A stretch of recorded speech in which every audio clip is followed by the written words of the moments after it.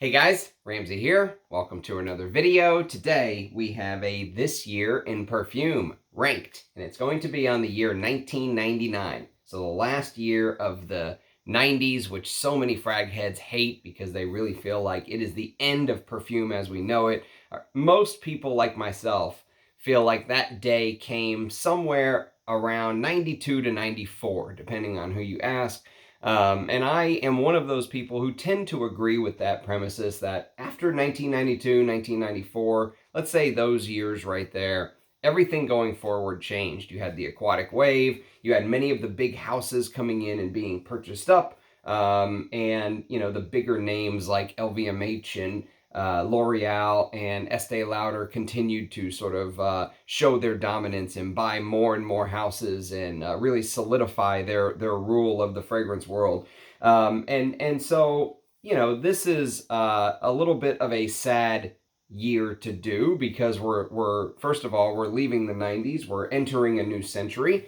But on the other hand, I'm sure there's many frag heads that are ready to get moving and be done with the 90s. So let's party like it's 1999. Sorry, I couldn't help myself. But let's get ourselves in the right frame of mind, first of all, to discuss fragrances in my collection from 1999. And as always, whenever I do a ranked list, remember, these are just my opinions. I'm not saying number 1 is objectively better than number 16. This will be a top 16 list, by the way. Just my personal opinion, so obviously always take that with a grain of salt. And my opinions are subject to change, which they very well do. That's one of the great things about perfume is you smell something today, you smell something 3 months from today, and you haven't smelled it since then, and you'll pick up different facets. You'll get different things. And so I'm kind of in a good mood today. Even though today was a crazy day for me between everything with work and all that good stuff. It was a long day. I did get my hair cut, so hence the hat. It'll be done proper tomorrow. But I'm in a good mood. So we're gonna spray some of these because I feel like spraying some fragrances, and we're gonna sniff some of these out on camera and discuss them. And I like that setup. Excuse me. It's just it is just that sometimes just finding enough of these can be sort of a pain and a hassle. So yes, today we're going to do some sniffing, but let's get ourselves in the right frame of mind before we really get going. Let's do scent of the day, as we always do. So today, scent of the day is actually going to be a Guerlain.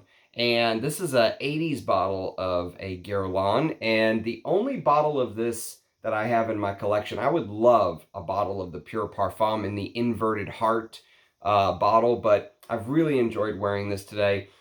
And I really think that this is one of the better floral fragrances period. Not just in the Guerlain lineup, but period. I think it's one of the better floral, green, resinous fragrances that I've smelled. I mean, it's really grown on me, but it's one of those fragrances that took some time to grow on me. If you actually search Guerlain Chamade and pull up my unboxing video, I wasn't the biggest fan the first time I smelled it. It took me a little bit to sort of understand what was going on. This is a very complex Guerlain to my nose.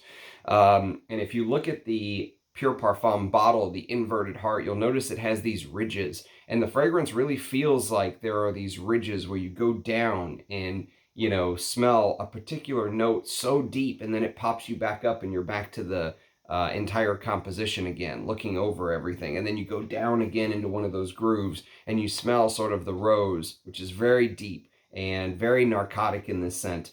But one thing that I really enjoyed is the ambery sort of Guerlain vanillic style base, but done with extra amber. So there's benzoin and amber, tolu balsam, peru balsam, beautiful smooth sandalwood in the base of this. And the flowers are just to die for. They're green, they're floral, they're very well done.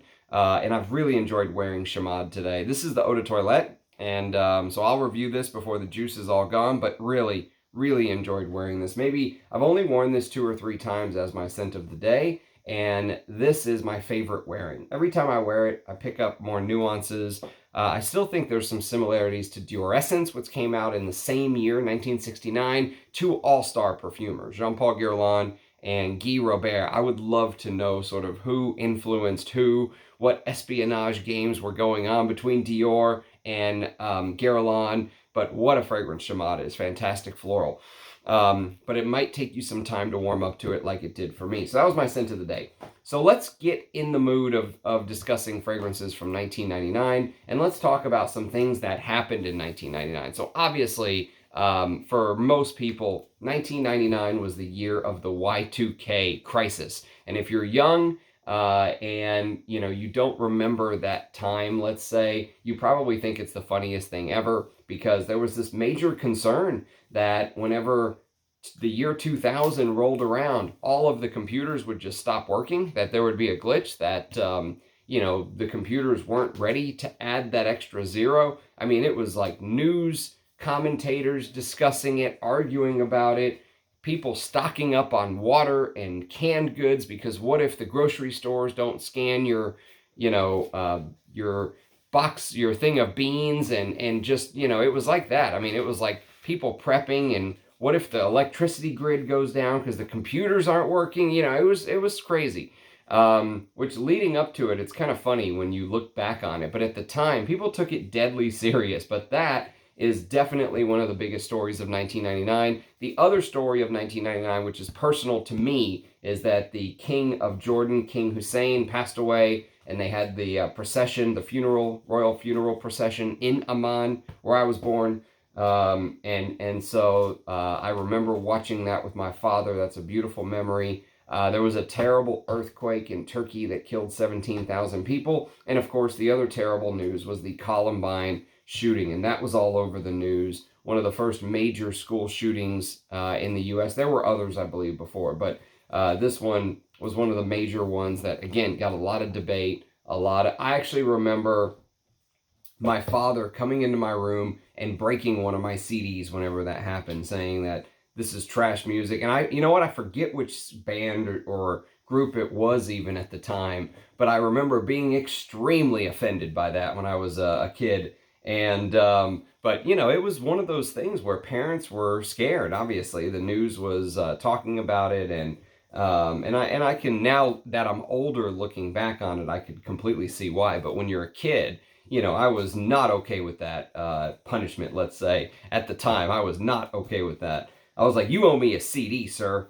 But anyways, I never got my CD, but I got one of the best dads in the world, so can't ask for much more. So let's get started on this list. Again, this is going to be a top 16 fragrances from my collection released in the year 1999, according to Parfumo. So first of all, we are going to start with what I would consider to be a fragrance that is under the radar, okay? Kind of a hidden gem, if you will.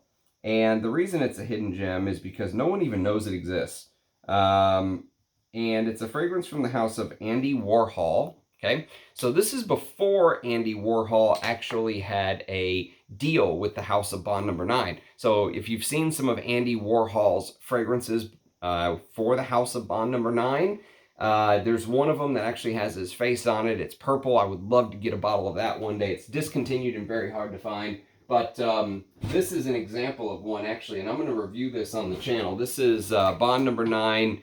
Andy Warhol. Oh no, I think I did the whole backwards thing. I need to switch this around so it's not inverted. But this is Bond Number 9's Andy Warhol. There we go. Andy Warhol Silver Factory. So you can see they had a deal with Bond Number 9 where they released these formulas with Andy Warhol's name. This is a fantastic incense fragrance, by the way. Just off the beaten path real quick here. One of the better Bond Number 9s no one talks about. I'm going to review that one day as well. So this is before Andy Warhol had a deal with Bond Number 9. And he had his own fragrance line that was basically released under the Les Parfums Andy Warhol line. This is an eau de toilette, 100 ml. Coffin Lux is the distributor, I believe. Yes, COFCI, Coffin Lux. And so this is Andy Warhol Pour Homme from 1999. Go figure, eh? Let's do some spraying, shall we? Terrible atomizer, but what do you expect? So Andy Warhol Pour Homme was actually done by Dorothy Pio. Okay, so Dorothy P.O. is the perfumer, and she's not a bad perfumer. She's done some stuff that I actually really rate. And so I kind of rate her as a perfumer, and that was the thing that pushed me over the edge. In fact, one of her perfumes is called Memoir Woman, and I am smitten with Memoir Woman.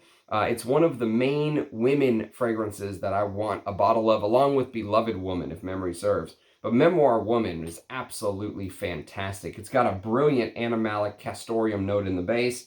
I am in love with Memoir Woman. That's the Dorothy P.O. fragrance I want the most that I don't have in my collection. She also did things like Chambre Noir, Myths Man, Fate Woman, Figment Woman, Les Jeux Sans Fate. She did my favorite Javoy fragrance. She's worked for Javoy. And so she's been around the block, let's say, okay? And this is one of the fragrances that she made in 1999 no one talks about. So this is sort of considered to be like a synthetic green fragrance. So if you like things like Creed's, like if you're just a fan of Creed's sort of very fresh DNA, I'm not comparing this to the quality of the Creed ingredients, but I'm saying that type of style. You know, Creed does fresh fragrances very well, right?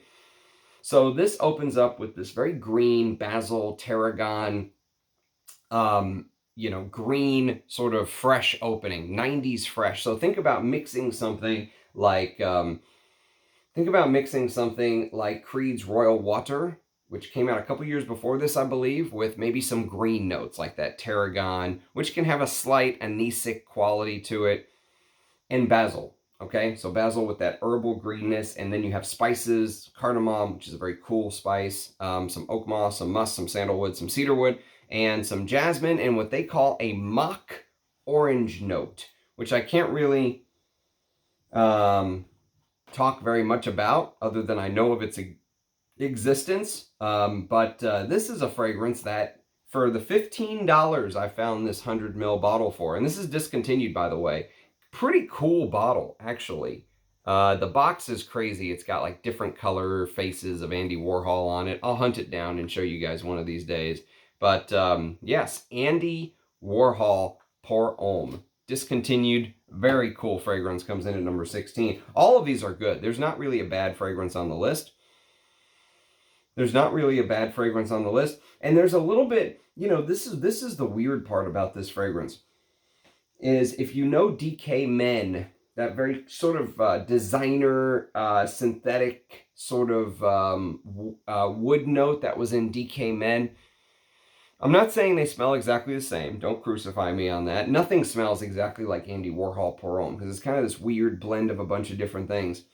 But there is something in here that sort of reminds me of designers and even niche fragrances from the past. Like I mentioned, Royal Water by Creed with that freshness, but more of the woodiness starts to come in. It reminds me of like not really an aquatic, but maybe like a fresh. You know how some of the fresh designers had a lot of the same synthetic notes? It was this fresh sort of feeling in here. It's a weird fragrance, very strange, but good. I think it's good. I think it's underrated. So Andy Warhol Pour Homme at number 16. Number 15 is a fragrance that I think needs no introduction.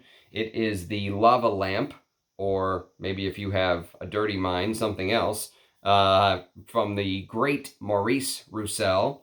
And this is called Rochas Man. Now, this fragrance was actually popular enough to spawn multiple flankers. In fact, I think they just released a new flanker of this within the last like 6 months or something. But Rochas Man is one of the sweet designer fragrances that I actually can stand. And in fact, if you're a fan of the house, again, going back to Bond number 9, they have a fragrance called New Harlem. And New Harlem was perfumed by Maurice Roussel. And many people can compare Rochas Man to New Harlem. Now, I've never smelled New Harlem, so I can't speak on that, but I know what New Harlem is supposed to smell like. And so it's supposed to have this sort of New York-style breakfast, where you get this like syrupy, sweet, gourmand sort of coffee, and this has coffee. This has syrupy sweetness.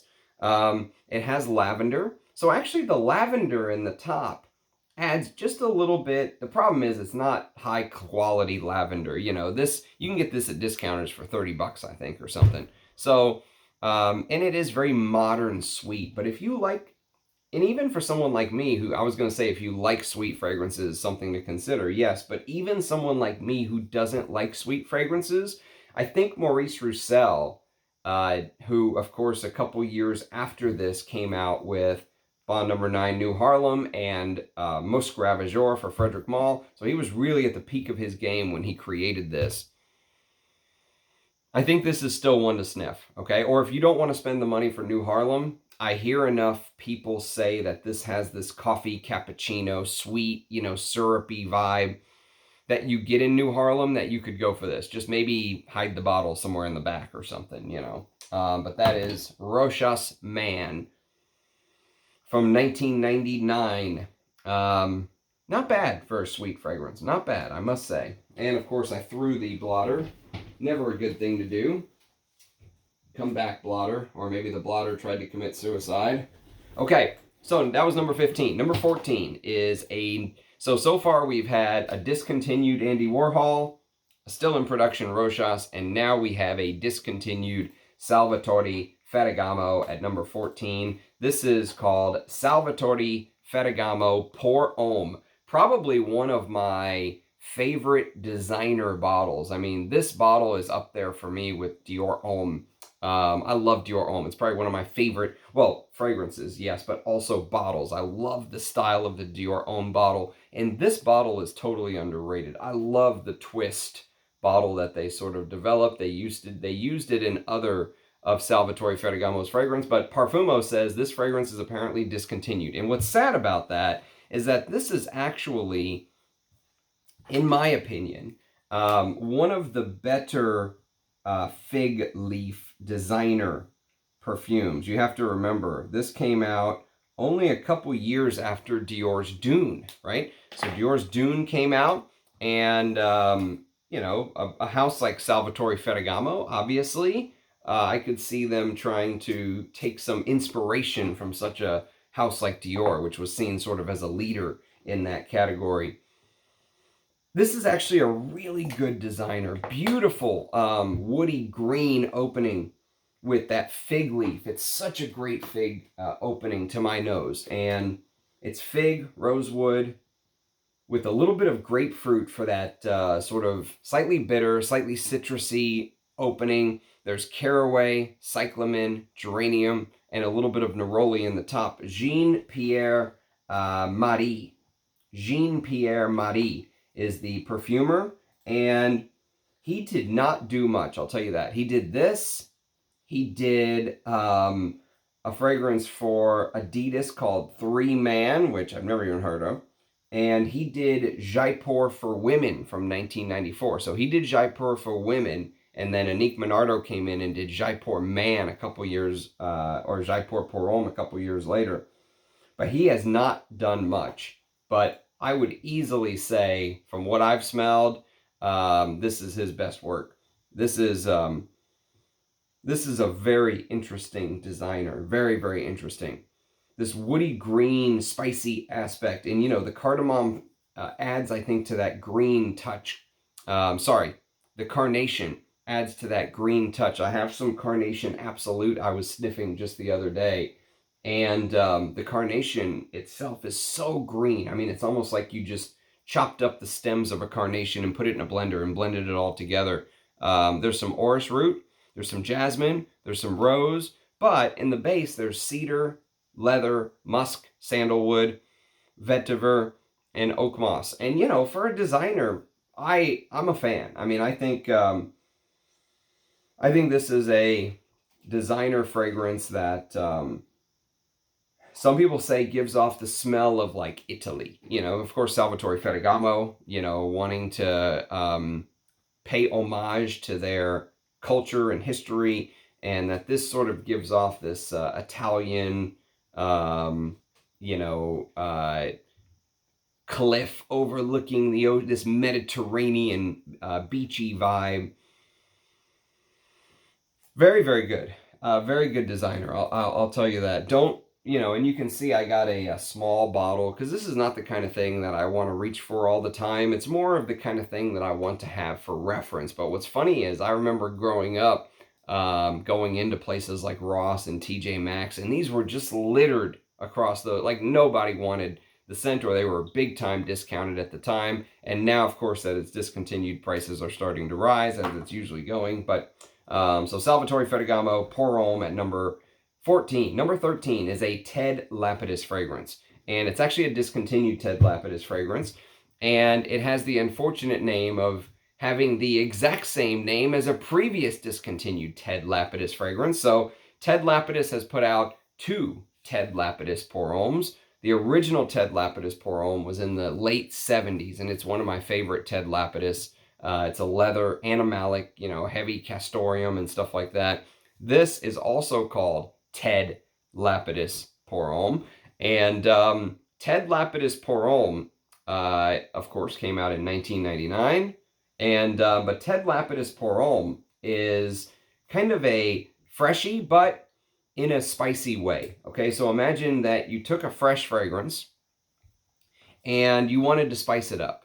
Okay, so you added things like cinnamon, and you added things like nutmeg, and you added things like ambers and vanillas in the base and stuff like that. But what's interesting is yes, this is a citrus fragrance, and what you'll notice when you first spray, which I am just doing, is upon first spray, the first thing you notice, 2 citruses, and they're beautiful. This is a very well done fragrance. Shame that it's discontinued.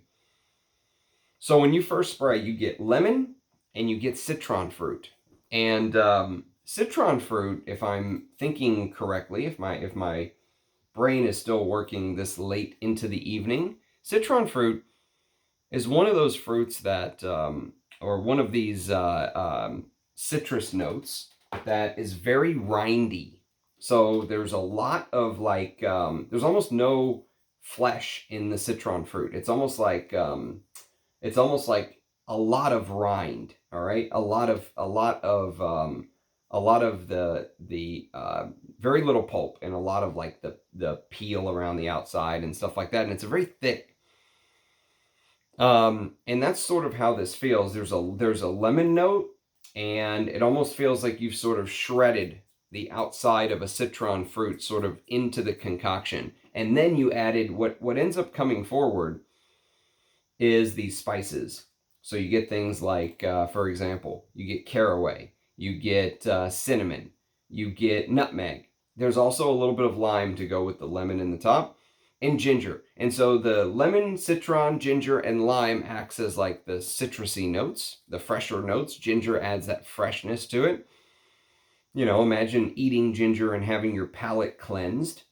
And then you get those heavier spice notes. But as the fragrance dries, what's interesting about this is it sort of turns into this heavier, ambery, vanillic, tonka-like dry down. And some people compare it to Dolce & Gabbana's The One Eau de Parfum.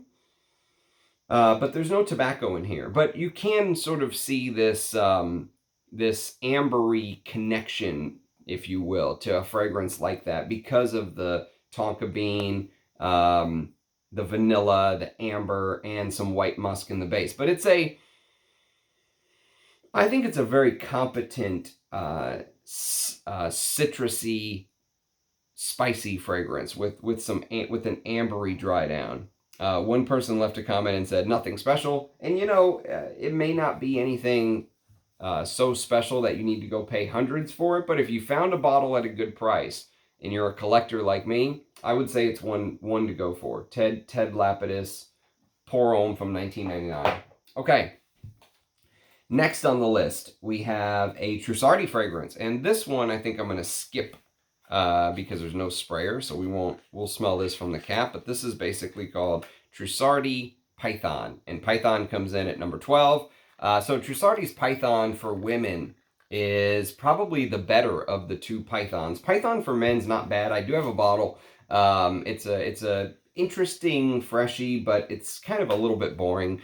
But Python for women is the exact opposite. So Python for women is basically a heavier oriental style gourmand. So there's dark chocolate, there's vanilla, there's benzoin, and there's a beautiful sandalwood. The sandalwood reminds me a little bit of the sandalwood in something like Samsara, okay?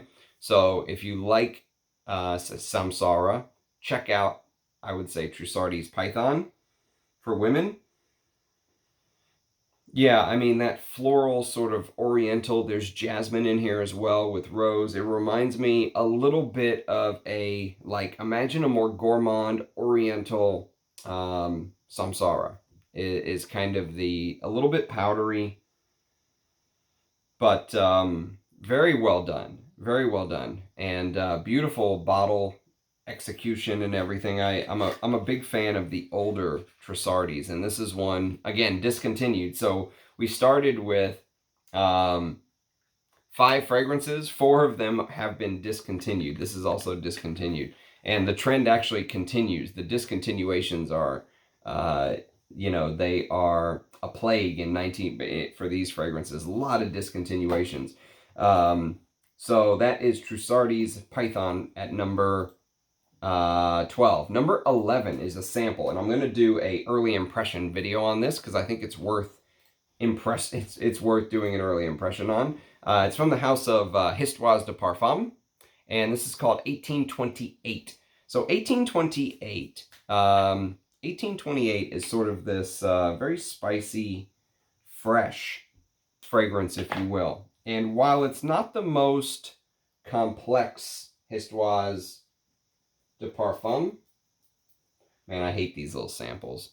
So while it's not the most complex Histoires de Parfum, it's got a very interesting concoction because it basically starts off with citruses again, but you get a very realistic grapefruit, very well done grapefruit, but it's mixed with this camphor note. And the camphor note in here is basically eucalyptus, okay? So eucalyptus adds this weird camphoraceous saltiness to the opening with a mid of nutmeg and black pepper, okay? And a base of Atlas cedar, frankincense, patchouli, vetiver, and a pine tree cone note, which is a very strange note, but kind of cool, I think. And it goes with the fragrance. There is, of course, that sort of spicy, woody, outdoor feeling you get with this, but it's contrasted with a very beautiful top of lemon, mandarin orange, grapefruit, and eucalyptus. So one of these days I'm going to do a review of this before this little decant is gone. I've had a chance to spray it a couple times, and I like it. I like 1828. I wouldn't go buy a bottle, but I like it. So 1828 comes in at number 11. Number 10. Number 10 is sort of the unsung hero from the house of Oscar de la Renta. And this fragrance is literally called Oscar.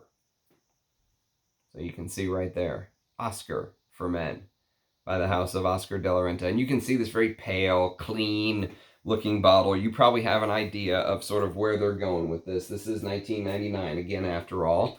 But Oscar for Men is a very interesting, and actually that's how it beat out 1828, because it sort of does something a little bit similar but better than 1828 to me, because the spices and the pepper is more prominent. So the pepper in Oscar for Men is right there from the beginning. You still get some of these citruses I was mentioning with 1828. You get mandarin orange and you get bergamot in Oscar for Men, but it's mixed with things like balsam fir, fir resins, frankincense, clove, nutmeg, violet leaf, sandalwood with a leathery sort of dry down. And what's interesting is it still tries to do sort of that citrusy, fresh thing, but it is much more aggressive on the spices. Whereas 1828 really allows you to enjoy the freshness. Yeah, I mean, even here, you can tell it's fresher. They're kind of playing in the same ballpark, but 1828, I think, is a little bit more refined in a way. And Oscar for Men is maybe a little bit more daring. You know, the way that the spices are used, it's a little bit more daring, I would say. It's not as refined as 1828. But sometimes, especially with these fresher fragrances, you want that. And so that's the reason I put it one notch ahead. But they're very, I wouldn't say similar in how they smell, but they play in the same sandbox as far as the audience that they're sort of going for. And this is also discontinued, by the way. So we are on a discontinuation roll. I think you can still buy 1828. I think that's still in production. But Oscar for Men by Oscar de la Renta is discontinued. Okay. Next on the list, we have a Valentino fragrance. And I'm going to need some hydration here. I'm getting a dry throat. Hydration number 2. Okay. So next on the list, we have a fragrance from the house of Valentino. So this is number 9. And this is also discontinued. This is called Very Valentino. So Very Valentino has a couple distributors I should tell you about. One is Parfums Unilever, like mine, or Unilever Cosmetics. And there's a bottle that was actually distributed before the Unilever one. And from my understanding, they both smell exactly the same, but there are multiple distributors for Very Valentino. So Very Valentino reminds me a lot of sort of the way that the Dolce & Gabbana fragrances were crafted in the 90s. So if you've ever smelled Dolce & Gabbana's Pour Homme from 94 with the pathetic sticker on the front that always fell off, or if you ever smelled Dolce & Gabbana's By Man, okay, if you ever smelled By Man by Dolce & Gabbana, there is, to me, there is a big similarity to Very Valentino, to the way that Dolce & Gabbana was doing things in the 90s. And it makes sense because Dolce & Gabbana is an Italian house, Very Valentino is an Italian house. And so here you sort of get this anise, but it's not a very sharp anise is the thing.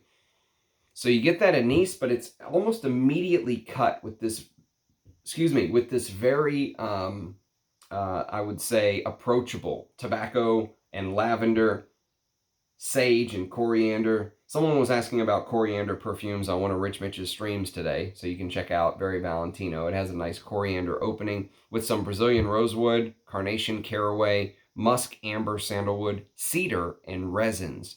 And so it's spicy, it's woody, but if you kind of like the way Dolce & Gabbana was doing things in the 1990s, this is pretty good stuff. And it was crafted by Harry Fremont. So if you like the way Harry Fremont sort of uses his tobacco notes, like for example, I think a couple years later he made a fragrance for the house of Michael Kors called Michael, and that's a beautiful tobacco. He was really doing special things with tobacco, and this is one of them. Really, really glad to have this bottle because they're harder and harder to sort of hunt down. So Very Valentino for men at number 9. Number 8. Number 8 is a Givenchy fragrance, and this one's called Pi. Givenchy's Pi. So there is Givenchy's Pi with the older bottles have a small logo like mine. The bigger ones have a bigger logo, and I don't know if they say Givenchy, but this one actually came from Japan, as you can see. But Givenchy's Pi is sort of a benzoin heavy concoction. Oh yeah, you get a lot of these ambers. But instantly, to my nose, as soon as I sprayed right there, I got pine needles. I got this green pine. So while it is sweet, and it does have benzoin, okay? And, you know, benzoin sort of is very good for sort of a base material. Benzoin can sometimes smell slightly nutty, slightly, you know, ambery, resinous warmth. It adds a warmth is the best way to put it. It's almost like, look at the color of the bottle. Look at the color of the juice. It almost adds this sort of, you know, benzoin-y, you know, imagine like bringing a concoction on the stove to a boil with all the stuff in the background going on the bottle of pie. Doesn't it almost look like it's kind of boiling in there? Imagine that it's actually boiling inside of the bottle. That's a little bit what benzoin smells like. It gives it this sweet oriental touch to a perfume, right? There's a note of ironwood in here, which I have to admit is a little bit strange. Apparently, ironwood is a strong wood. No shit, I'm not just being a smart ass here, but apparently it is. It's supposed to be a very strong wood. And it's mixed with mandarin orange and pine needles. And this is an Alberto Morillas, and actually this has done very well. This spawned flankers and all kinds of stuff. The advertisements were absolutely insane. It was like some guy in like a spacesuit, full helmet and everything, looking up with sort of the Pi logo embossed over the sun. Just, you know, very weird. Very, very weird sort of marketing, but the fragrance is not bad for a designer. Not bad at all. I'll review this. I don't think I've reviewed a single one of these fragrances, actually. Yeah, not a single one from today's list has been reviewed. So even my scent of the day has not been reviewed. So I do have some work to do, but that is Givenchy's Pie coming in at number 8. Number 7 is a Cacharel fragrance, and it's actually my favorite Cacharel fragrance. And speaking of weird bottles, this is called Nemo. Kind of looks like a slingshot. I think in the advertisement, the guy's like covering one of his eyes with it or something, some Illuminati shit.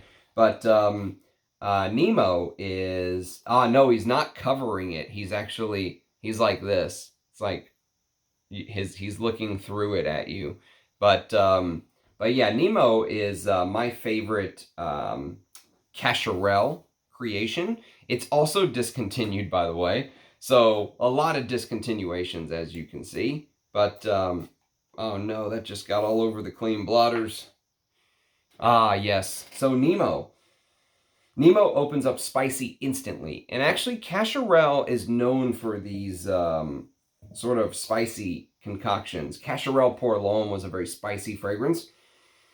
But I think this is done even better. This is done by Jean-Pierre Bithout. And Jean-Pierre Bithout has done some other creations as well. He did most notably Versace's The Dreamer. He did Dune Pour L'Homme. He did Burberry Touch. So he's not a lightweight. Actually, Rich Mitch pointed out when he reviewed Dune Pour L'Homme that the guy has a pretty respectable resume. Nobody really talks about him, but he's done some stuff. He's done a lot of stuff I've never smelled, though. But for this one, Nemo, maybe one of his more famous creations, I would say. And so Nemo opens up spicy from the beginning, but with an herbal lavender, sort of a designer lavender, but with a pretty prominent note of cardamom, okay? So in the beginning, you're going to get this cardamom blast. And I love cardamom as a spice. I mentioned earlier in the video, I was born in Jordan. They drink a lot of tea with cardamom and stuff like that. Coffee with cardamom.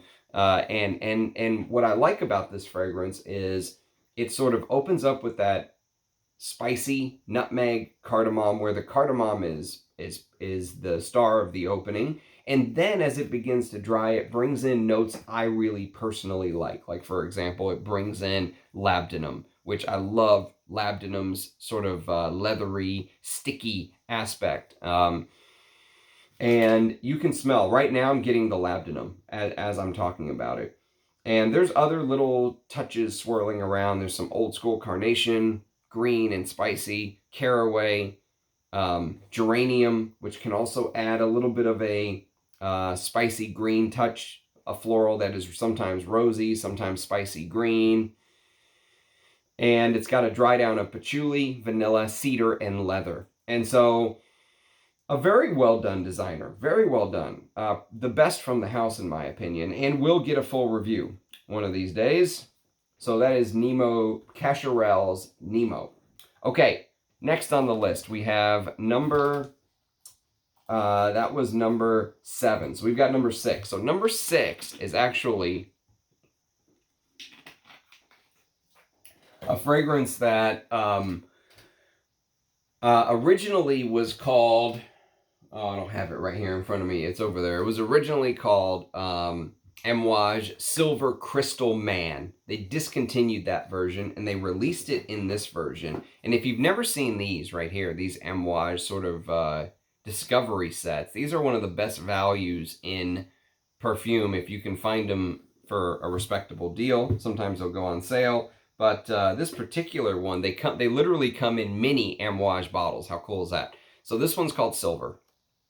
So Silver has been reformulated from the Silver Crystal Man. It feels like Silver being brought into the modern era, okay? And I really like Silver. Really, really like it. In fact, I've contemplated picking up a bottle like this of Silver for the longest time. And if I ever find an old bottle for a good deal when my life has settled down and I'm not fighting in court to keep my my assets from being taken, then once everything is settled down, I definitely would consider picking up a bottle of Silver. I really, really like it. In fact, I almost put it a couple slots higher, but there's some other designers that I really want to highlight. But Amouage Silver is sort of it's still available right now. I believe you can still buy Amouage Silver on Amouage's website. But it's sort of orange blossom, plum, floral. You get that ylang ylang jasmine combo that Amouage is so known for, with frankincense, musk, patchouli, vetiver, amber, and sandalwood. So it's supposed to be for somebody. Evelyn Boulanger is the perfumer, and there's a little bit of almost like a very expensive soap to this fragrance. She did a couple of the incense series, not Incense Avignon. She did some of the other ones like Zagorsk and Jais Salmer, which I've never smelled. She did Patchouli Patch for L'Artisan, I've never smelled. She did Armani Privé Oud Royale, which I've never smelled. So she's done a couple things, but Silver is the one of her work that I know the best. And I can still smell this so clear as day. It's crazy. This thing is like 8 years old, this set or something. It's like 8 or 9 year old set. So amazing. What a fragrance house Amouage used to be. So yes, Amouage Silver comes in at number 6. Number 5. Number 5 is a discontinued designer. Again, back on the discontinued bandwagon. And this is called Casual Friday. So Casual Friday is one of those fragrances that just goes for silly money. Luckily, I've got the big boy bottle. I don't have a cap, but I don't care. It's a 125 ml bottle. And so this is actually done by an all-star perfumer, Dominique Ropion. Okay, so Dominique Ropion did Casual Friday. And, you know, you have to remember, in 1999, there were a couple converging forces that were pulling at the designer space. One converging force was freshness. So you've got Aqua de Jo, all that shit, right? Aquatic freshness. The other converging force, and it was a force in and of itself, it was a force onto itself, was Jean-Paul Gaultier's Le Male. Le Male was like every mall you walked into smelled like Le Male. And I'm not saying that because it's called Le Male. But I'm saying every sort of teenage hangout spot in 1999, that was the mall. The mall was the place to go. Sort of smelled like Le Male. And so what Escada did, I think, is that they said, you know what? We like this sort of DNA of, let's say, this sort of vanilla, you know, with lavender in the top and stuff like that. And we want to create our own version of it, but we want it to be grown up. So let's use some vintage notes. Let's use things like tarragon, which I said earlier had that anisic-like quality. Let's use coriander. Let's actually use anise. So let's make it a little spicier and sharper in the opening, a little throwback in the opening, but let's still make it pleasant enough. You know, this is an Escada after all, so let's make it pleasant enough where it's still a designer. So they used cinnamon and they used some fruitiness, and they mixed it with tonka bean and amber and stuff like that. And basically what you get, in my opinion, is the best version of Le Male you could ever ask for. This has a little bit of the sweetness of Le Male, the ambery, vanillic sort of dry down, but it doesn't have the disgusting sweetness of Le Male. And there's touches here which make this feel grown up. I would have no problem wearing this to work or a very important meeting. No problem at all. That spicy sweetness is quite alluring, actually. So I'll review Casual Friday one of these days, but if you're thinking about getting it, my advice would be do not pay $300 or $400 for it. Just don't do it. It's not worth $300 or $400. That's what it's going for, but it's not worth that nowadays. But it is a very good Escada. It's probably my second favorite. Well, I don't know. That's tough. It's probably in the top 3 Escadas. Okay, so that's Casual Friday at number 5. Number 4 is a fragrance from the house of Yohji Yamamoto. And Yohji Yamamoto in 1999, well, first in 1996, they put out their women's version.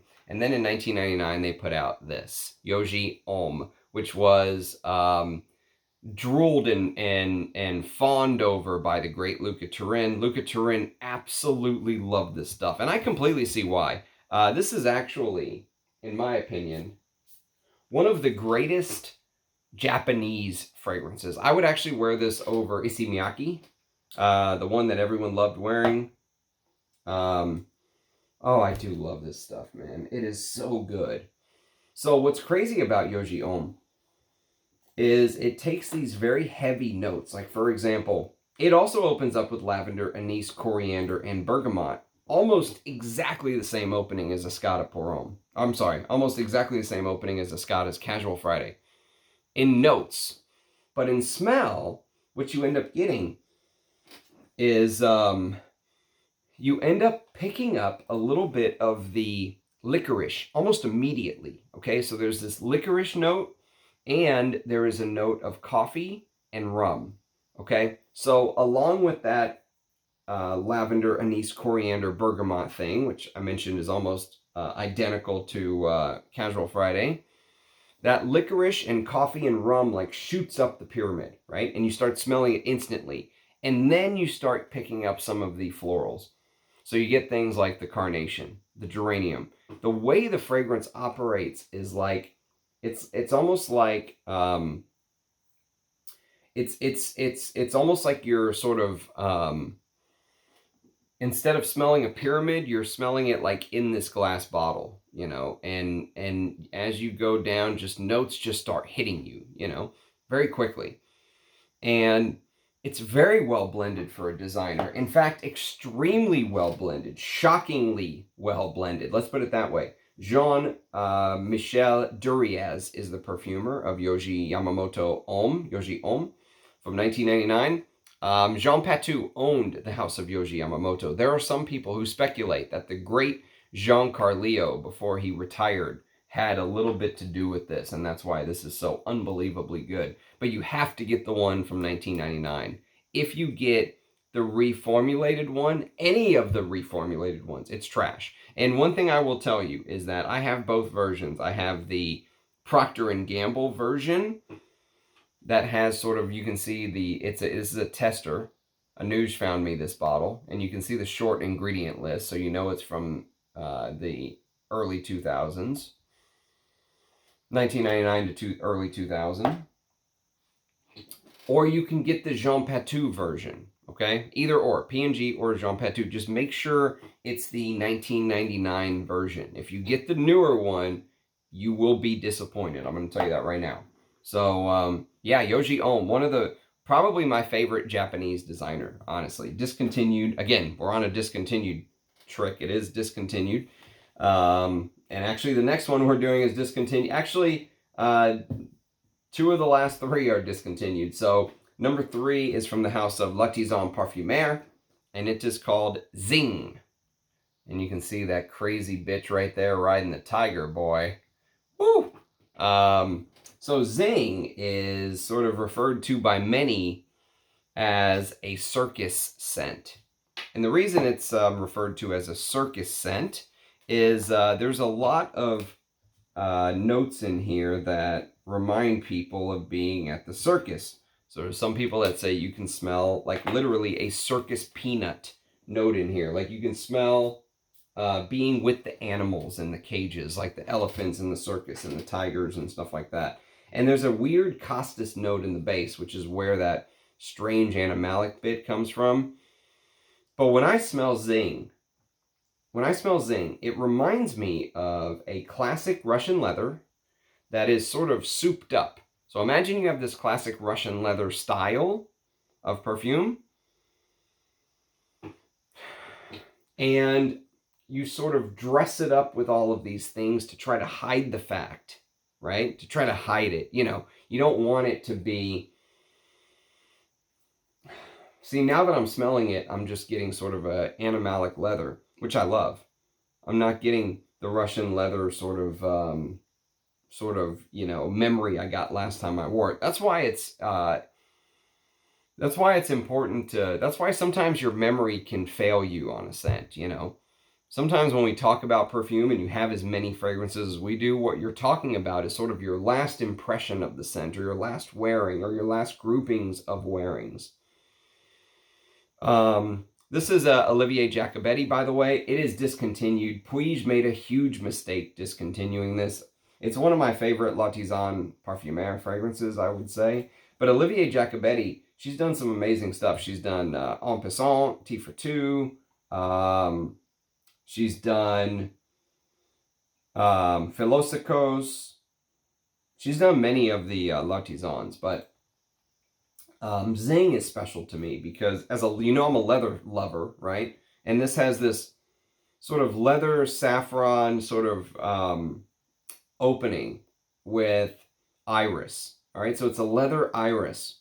And so when you're thinking leather and iris, you're probably thinking about things like Cuir Canage or, you know, those type of fragrances. And there is a little bit of that in there. But this is sort of its own thing. It has that weird zoo leather castoreum thing with the weird costus note. Very well done costus note in here, by the way. I love Dzing. I wish I'd have got the bigger bottle, but I'm happy to have what I have because it's so hard to come by. So I will review this one of these days. But yes, Dzing by the House of L'Artisan Parfumeur at number 3. Number 2. Number 2 is one of the most unsung designer fragrances of all time. And maybe my favorite Gianfranco Ferre. Maybe. That's asking a lot, but it might be my favorite. And this fragrance is actually named after their address. The address that the company was headquartered at. It's called Pontaccio 21. Okay? And, oh, what a fragrance this is. So, you can see it sort of has this outer faux leather looking thing. It's actually just a cheap sticker. And you can see sort of where the sticker comes together right there. But one little quirk about this bottle is, oh, I love that. I love the opening. Spices, oily rosemary with cardamom and citruses, neroli. And then you get that floral, sort of big herbal sage with cypress. And then it dries down to this suede myrrh. Okay, so angelica, there's myrrh, there's suede, patchouli. What a fragrance Pontaccio 21 is. Wow, woody, spicy. I don't know who made this, but whoever did, bravo. But this fragrance does have a little bit of a flaw. And the flaw is that this right here, this cap smells like absolute hell.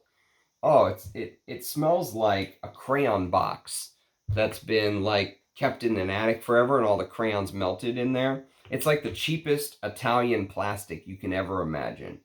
Like some fucking Chernobyl plastic, you know? But yes, the fragrance inside, when I first smelled this, I thought the fragrance had turned. Because I was like, whoa, what is that? But it's just the cap. The fragrance is beautiful. And you can see I've got a lot of it to enjoy. Thank God. Because God, what a fragrance. Oh, it's turning slightly smoky too. Like the cypress is green, medicinal, smoky. The rosemary is green, oily. And then you get that suede-y, leathery myrrh. The myrrh adds that warmth. My brother Rich has been loving myrrh lately. Wear this, Rich. Wear this. This will give you your myrrh fix. Oh, man. What a fragrance. Pontaccio 21 by the house of Gianfranco Ferre. And this is the Eau de Toilette. There also apparently is an Eau de Cologne, but I've never smelled it. So yes, very happy with the Eau de Toilette. Wow. What a classy fragrance this is. I mean, this is like being in the library and you're the only one that has permission to read the 2,000-year-old book, you know? And it's just sitting there and you sit down and you're just cherishing every moment. I mean, it's good. So that leaves one. And number one, I don't think anyone can argue with me about this being number one. If you do feel like arguing about this being number one, I'm going to assume that you are not a fan of Iris.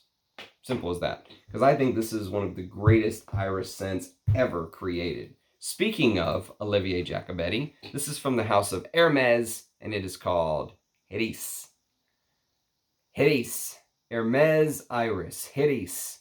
And look at the back. Look how beautiful the woman is, but look how cold her clothing looks. You know, there's this coolness to her. Like she is unapproachable to mere mortals like us. Oh, Hiris. Hiris. Oh, man. It's like smelling the top of a baby's head. It's so flowery and powdery. And, God, the powder.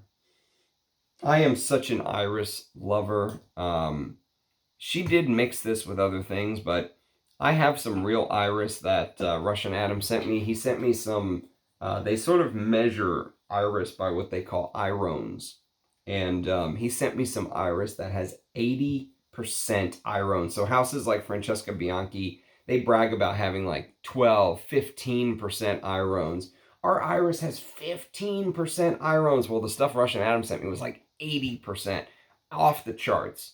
And this is the fragrance I've smelled that's closest to that. That's maybe the most beautiful thing I've ever smelled in my life. But this is a fragrance that's so close to that. And for a mere $100 at discount, I got this for like $100, right? And granted, this is not the vintage. I don't really care. What a fragrance this is to me.